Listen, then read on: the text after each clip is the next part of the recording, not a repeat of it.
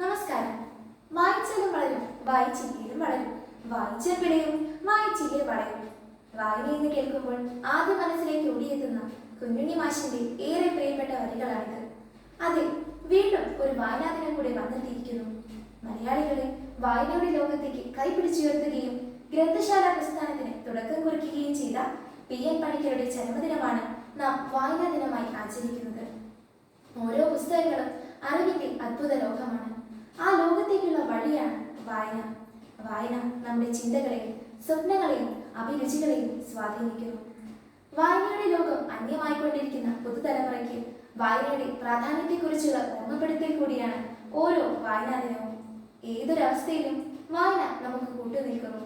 ചിന്തിപ്പിക്കുകയും ചിന്തിപ്പിക്കുകയും ചെയ്യുന്ന പുസ്തകങ്ങൾ എന്നും നമുക്ക് മുതൽക്കൂട്ടാണ്.